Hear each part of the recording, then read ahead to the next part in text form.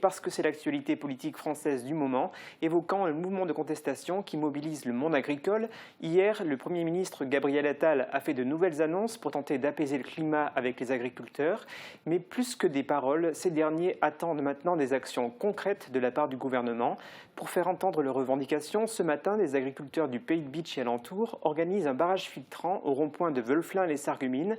Sur place, on retrouve nos reporters Marie-Morgane Pires et Camille Henriot. Alors Camille, que se passe-t-il concrètement? Alors ils sont rassemblés ici au rond-point de Veulflin-les-Sarreguemines, juste à l'entrée de la voie verte. Ils sont une vingtaine d'agriculteurs présents sur l'appel des jeunes agriculteurs du Pays de Bitche et de la FDSEA. L'objectif aujourd'hui, c'est de mener une nouvelle opération coup de poing en distribuant des tracts aux deux extrémités du rond-point. Et ils ont commencé dès 11h30 à faire cette distribution et ça va se poursuivre aussi en début d'après-midi.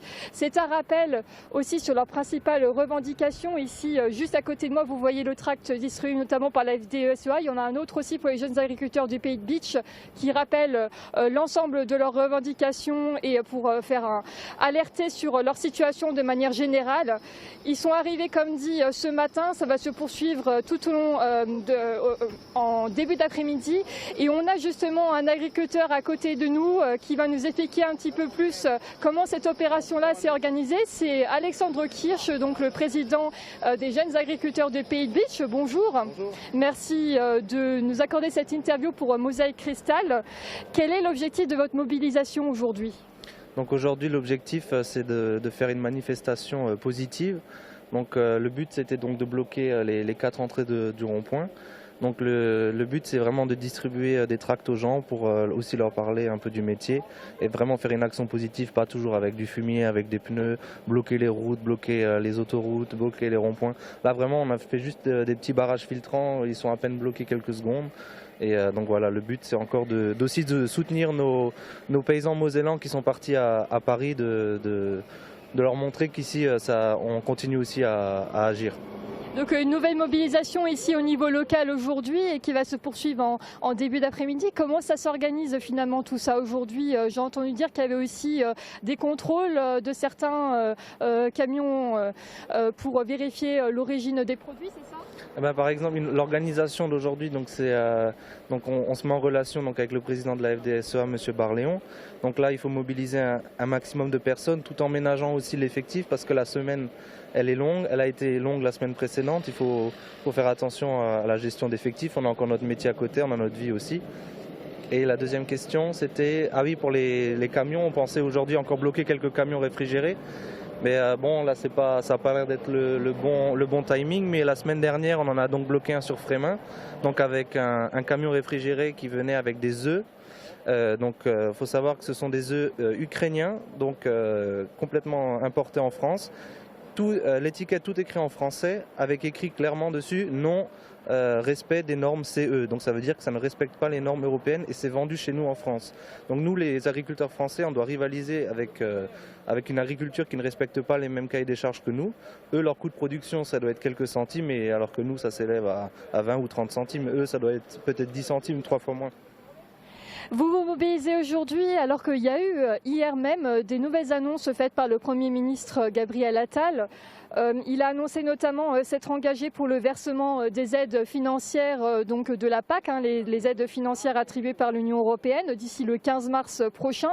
Et il s'est également dit prêt à engager des discussions au niveau européen sur l'une des principales revendications que l'on peut voir ici sur le tract. Ça concerne les 4% de jachère. C'est aussi une adoption qui s'est faite au niveau européen pour justement contraindre les agriculteurs à laisser 4% de zones non cultivées pour favoriser la biodiversité sur les parcelles. C'était aussi une des normes écologiques que vous pointez du doigt lors de la précédente mobilisation fin novembre 2023.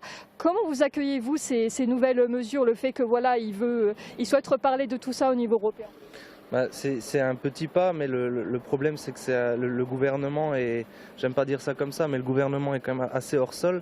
Je veux dire, c'est très bien de nous verser les primes tout de suite, mais ça résout pas le problème. Ce sera de la trésorerie instantanée, mais sur le long terme, ça ne sert à rien.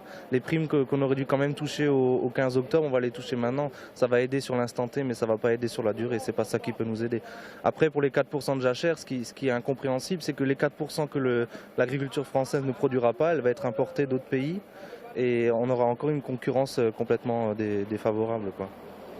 Alors, c'est une première action aujourd'hui que vous allez faire. J'imagine aussi d'autres vont se poursuivre. Oui, tout au long de la semaine, il y aura d'autres actions sur le département. Je peux pas en dire plus parce que j'en sais pas plus. C'est vraiment toujours en dernière minute le genre d'action. Mais on verra, on ne sait pas si on sera nouveau sur les autoroutes, si on fera quelque chose comme ça, si on sera plus agressif. Ça va aussi dépendre de Paris, ça va dépendre du gouvernement. Mais en tout cas, on lâchera rien. Vous évoquez justement Paris, le fait qu'il y ait quelques agriculteurs aussi du Pays de Biche qui ont pris la route hier direction Paris, même avant-hier soir, et qui ont pris la route toute la nuit pour rejoindre l'ACAT près de Paris et bloquer avec les autres collègues agriculteurs français. Donc il y a une multiplication et surtout c'est surtout des actions qui sont un peu dispersées à droite à gauche en France et ici en Moselle, avec, on peut le mentionner aussi, le blocage de la 31 qui est en cours aussi ce matin. Est-ce que vous n'avez pas peur finalement que ça soit un peu trop dispersé pour que les actions aient suffisamment de poids sur le secteur ? Si, c'était un peu le risque. C'est pour ça qu'on n'a rien fait la semaine dernière ici. On s'est concentré sur Frémin pour avoir toujours une cinquantaine de personnes présentes parce que c'est très compliqué de monopoliser les gens. On a un métier, on peut pas toujours. Nous, on a passé 2 jours à dormir sur place. Enfin, il faut prévoir le boulot à la maison. Il faut trouver de la main d'œuvre. Heureusement qu'on a nos retraités encore à la maison. D'ailleurs, on pense à eux parce qu'ils ont toujours cette histoire de retraite. Mon père, il a fait 42 ans de carrière et aujourd'hui, il touche 800 €. C'est quand même pas normal. Aujourd'hui, la retraite, ça sera bientôt autant que le RSA. Mais effectivement, le but, c'est de vraiment gérer l'effectif, de vraiment se localiser sur un seul point. C'est pour ça qu'ici, on est beach. Et encore la FDSEA de Sarreguemines, c'est pour avoir quand même un peu de monde, pour bloquer les ronds-points, pour s'occuper du feu, pour faire des interviews. C'est toujours compliqué, mais on y arrive en tout cas. Je vous remercie, Monsieur Kirsch, pour toutes ces précisions et pour nous avoir accordé cette interview. Donc la mobilisation ici va se poursuivre en début d'après-midi jusqu'à 15h et ensuite une rencontre avec le député Vincent Settlinger est prévue à 15h. On suivra ça bien sûr sur notre antenne à Mosaïque Cristal. Merci beaucoup Camille pour toutes ces informations et à Marie Morgane qui t'accompagnait pour le cadrage.